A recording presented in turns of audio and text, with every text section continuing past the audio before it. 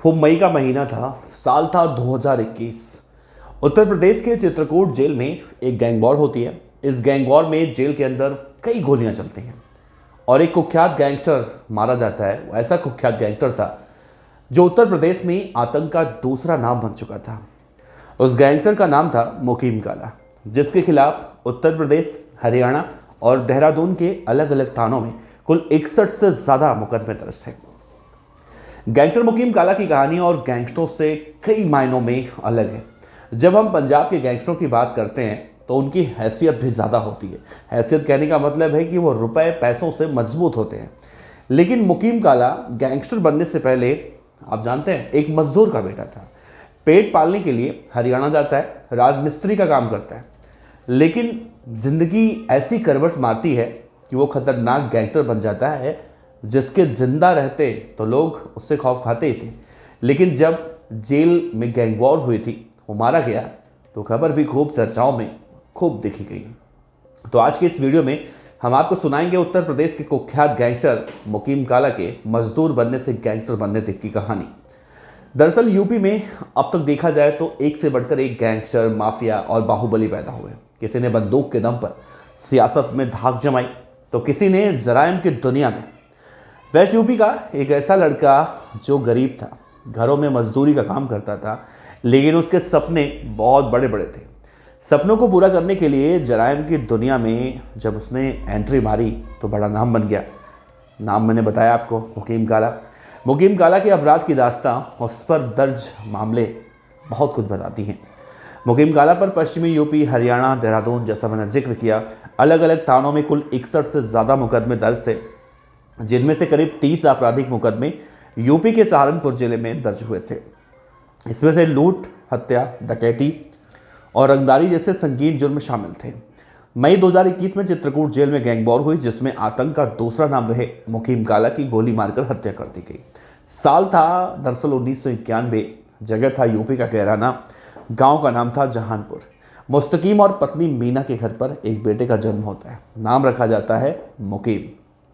पिता मुस्तकीम मजदूरी करता था, लेकिन धीरे धीरे उसका परिवार बढ़ा और जिम्मेदारियां बढ़ी। मुस्तकीम के धीरे धीरे 4 बेटे हुए। बड़ा मुकीम, दूसरा आजम, तीसरा बिलाल और चौथा वसीम। घर का खर्च उठाना बहुत मुश्किल होने लगा तो मुस्तकीम ने हथियारों की स्मगलिंग शुरू कर दी और धीरे धीरे मुकीम भी बड़ा होने लगा। रंग काला था, जिसकी वजह से घर और गांव के लोग उसे प्यार से काला कहने लगे, जिसके नाम में बाद में देखा मुकीम काला पड़ गया।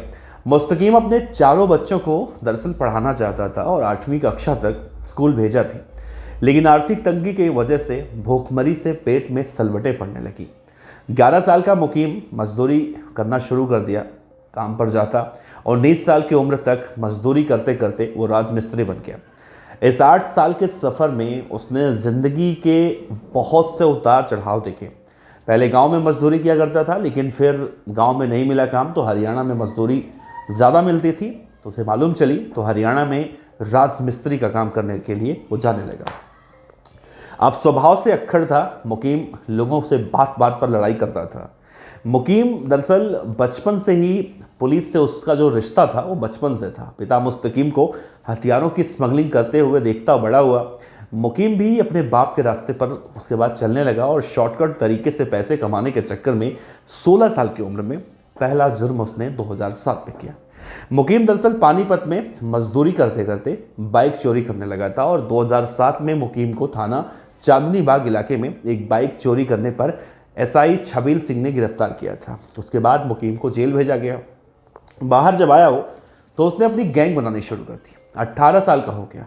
17 अगस्त 2009 को गैंग के शार्प शूटर मेहताब उर्फ काना, इजराइल इंसार रफेखा ने नवादा के शहनाज से हथियार के बल पर बाइक और 12,000 रुपए लूट लिए और इसके 4 दिन बाद 21 अगस्त को गढ़ी बेसिक के ऑफिसर की राणा माजरा गांव के पास गोली मारकर नकदी लूटी जाती है। 19 साल की उम्र में, यानी साल 2010 में पानीपत के जिस मकान में राजमिस्त्री का काम कर रहा था मुकीम काला, उस मकान के मालिक से 18 लाख रुपए लूट लिए और वहां से फरार हो गया। हरियाणा पुलिस ने मुकीम को उसके बाद गिरफ्तार किया और हरियाणा के करनाल जेल भेज दिया, जहां से उसकी मुलाकात साबिर नाम के एक बदमाश से होती है। साबिर ने कुख्यात मुस्तफ़ा और कग्गा से उसकी जान पहचान वहाँ पर करवाई और जेल में कग्गा के बड़े बड़े किस्से सुनने और सुनाने लगा। पुलिस से ना डरने और गोली मारने, डकैती, लूट, हत्याओं जैसी घटनाओं के किस्से रोजाना सुनने लगा, जिससे मुकीम बहुत ज़्यादा प्रभावित हो गया, अट्रैक्टिव हो गया। उसने कग्गा गैंग में शामिल होने की पेशकश रख दी और इधर हर दिन पुलिस की दबिश से परेशान उसके पिता ने निकाह कराने की सोची, जिससे उसका बेटा सुधर जाए। लेकिन मुकीम का निकाह भी हुआ। शुरू में सब कुछ ठीक भी रहा, लेकिन जैसा मैंने जिक्र किया, अक्खड़ स्वभाव उसका था। मुकीम की पत्नी से बनी ही नहीं और पत्नी मुकीम के गुनाहों से परेशान हो गई। पुलिस दबिश देने जाती तो पत्नी को गाली सहना पड़ता था। शादी के 2 साल बाद ही पत्नी ने मुकीम काला को छोड़ दिया और इसके बाद तो जैसे मुकीम पूरी तरह से आज़ाद हो गया। जराइम की दुनिया में खुलकर वो बैटिंग करने लगा और धीरे धीरे मुकीम कग्गा का खास सिपह सलार बन गया। कग्गा वही था जो गैंग का मुखिया था। साल 2011 में कग्गा का एनकाउंटर हुआ।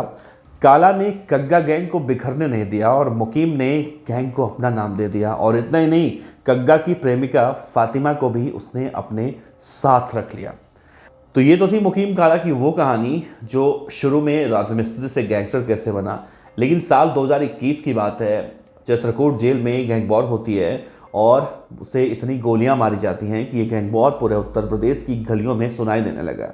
उस वक्त कोरोना का माहौल चल रहा था। मुझे आज भी याद है, मैं अपने ऑफिस में बैठकर काम कर रहा था, तभी अचानक एक खबर आई थी कि मुकीम काला, जो कई सालों से आतंक का पर्याय बन चुका था, मुकीम काला को एक उसके विरोधी गैंग के बदमाश ने मौत के घाट उतार दिया था। मुकीम काला को क्यों मारा गया था, ये कहानी और भी ज़्यादा इंटरेस्टिंग है, मैं आपको बताऊंगा अगले वीडियो में। इस वीडियो को अगर आप प्यार देंगे और आप जानना चाहेंगे कि मुकीम काला की हत्या क्यों की गई थी, किसने की थी, तो उम्मीद करते हैं इस वीडियो को यहीं तक छोड़ जाते हैं। कल जब अगला वीडियो हम बनाएंगे मुकीम काला को लेकर, तो आगे की सारी बातें उसमें बताएंगे। तब तक के लिए आपका बहुत बहुत शुक्रिया। अपना ख्याल रखिए। नमस्कार, जय हिंद।